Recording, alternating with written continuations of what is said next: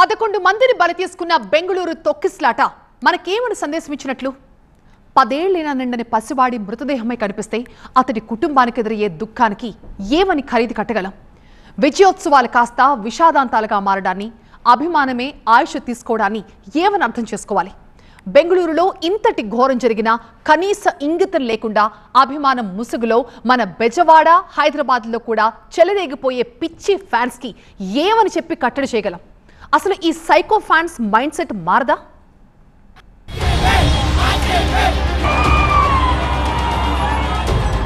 విజయోత్సవ ర్యాలీ పేరుతో అర్ధరాత్రి వీరంగం.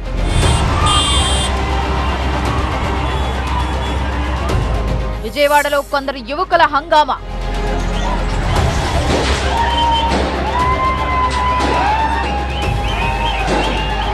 పోలీస్ బ్యారికేడ్లను లాక్కెళుతూ ఒక విన్యాసం.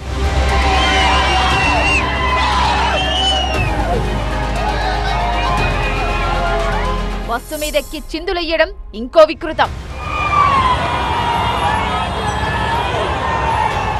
ఇక్కడతోనే ఆగలేదు. డివైడర్ల మధ్యలో చెట్లను పీకి పిచ్చి పట్టినట్టు పోనకాలొచ్చినట్టు డాన్సులేశారు. బట్టలిప్పుకొని బరి తెగించారు. బందర్ రోడ్డులో వీళ్లు చేసిన ఫీట్లకు చుట్టుపక్కల జనం బెంబేలెత్తిపోయారు. ఒరేయ్, ఏంట్రా ఇది? పిల్ల సైతాన్నేమైనా పూనాయా ఏంటి అని కేకలేశారు. ఇటు హైదరాబాద్ లో కూడా ఇవే ఆకతాయి సీన్లు. ట్యాంక్ బండ్ దగ్గర వేలాదిగా గుమిగుడిన అభిమాన జనంలో కొందరు వెర్రెక్కి చేసిన విన్యాసాలు చూడ్డానికే జుగుప్సాకరం.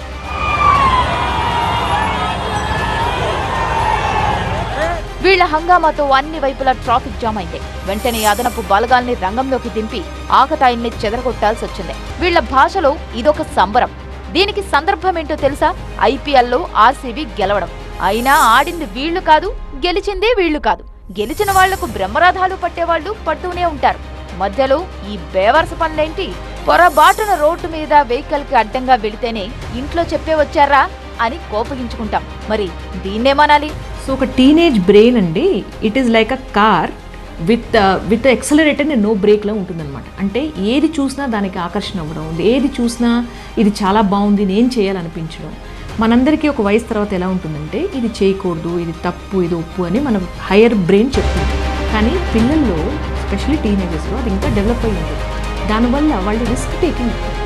వీళ్ళ ఓవర్ యాక్షన్ కు పరాకాష్ట ఏంటంటే బందర్ రోడ్డులో బైకులెక్కి త్రిబుల్ రైడింగ్ చేస్తూ ఓవర్ స్పీడ్తో వెళుతూ అదుపు తప్పడం. శేఖర్ అనే యువకుడు ప్రాణాలే కోల్పోవడం. ఇతడు రైల్వే పార్సిల్ ఆఫీసులో పనిచేసే చిరుద్యోగి. ఇప్పుడు ఆ కుటుంబానికి దిక్కుమొక్కు లేకుండా పోయింది. ఎవరొచ్చి తీరుస్తారు వీళ్ల బాధను? బందర్ రోడ్డులో హల్చల్ చేసిన యువకులను అదుపులోకి తీసుకున్నారు కృష్ణలంక పోలీసులు. పోలీస్ బ్యారిగేట్లు తొలగించి బస్సులెక్కి నానాయాగి చేసిన వాళ్లకు లాఠీలతో తమదైన ట్రీట్మెంట్ ఇచ్చి ఇదే రిపీట్ అయితే ఈసారి కేసులు పెడతామని హెచ్చరించి వదిలేశారు. ఫ్యాన్స్ కి ఎక్కువ, సైతాన్లకి తక్కువ. ఇటువంటి వెర్రెక్కిన సో కాల్డ్ అభిమానులు ఊరూరా ఉంటారు, మన మధ్యలోనే ఉంటారు. కనీసం సివిక్ సెన్స్ లేని ఈ ఆకతాయిల మైండ్ సెట్ ఏంటి? వీళ్ళు ఇదే లెక్కన ముదిరితే రేపటి రోజున ఏమవుతారు? సొసైటీకి ఏమని మెసేజ్ ఇస్తారు?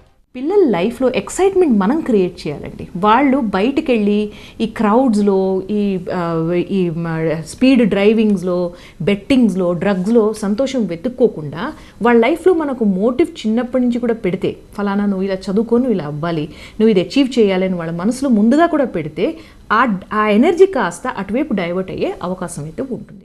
సెలబ్రేషన్స్ పేరిట హైదరాబాద్ లో ఆర్సీబీ ఫ్యాన్స్ చేసిన హంగామాపై సీరియస్ అయ్యారు పోలీస్ కమిషనర్ సివి ఆనంద్. బెంగళూరులో అంతటి విషాదాన్ని చూసినా సిగ్గురాలేదా మీకు అని చీవాట్లు పెట్టారు. ఇది దేశం తరపున వరల్డ్ కప్ గెలిచిన జట్టు కాదు, కేవలం ఒక ప్రైవేట్ ఫ్రాంచైజ్ టీం అంతే. దీని కెప్టెన్ కర్ణాటక మనిషి కాదు. అలాగని ఆర్సీబీ జట్టులో ఒక్క హైదరాబాదీ ఆటగాడైనా ఉన్నాడా అంటే అదీ లేదు. మరి రాయల్ ఛాలెంజర్స్ గెలుపుతో మనకు సంబంధమేంటి?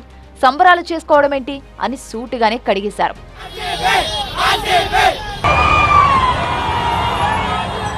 ఇటీవల ఛాంపియన్స్ ట్రోఫీ ఫైనల్స్ తర్వాత కూడా ఇటువంటి ఓవర్ యాక్షన్లే కనిపించాయి. కొన్ని అపశృతులు దొర్లాయి. వెర్రెక్కిపోయే పిచ్చి అభిమానుల్లో ఎదిగి ఎదగని కుర్రాళ్లుంటారు. బాగా చదువుకొని అమెరికాలో సెటిల్ అయిన సాఫ్ట్వేరోళ్లు కూడా ఉంటారు. మన అత్యుత్సాహాలే ఒక్కోసారి మన పాలిట మృత్యువులవుతాయన్న ఇంగితం వీళ్ల దగ్గర లేకపోవడం దురదృష్టకరం.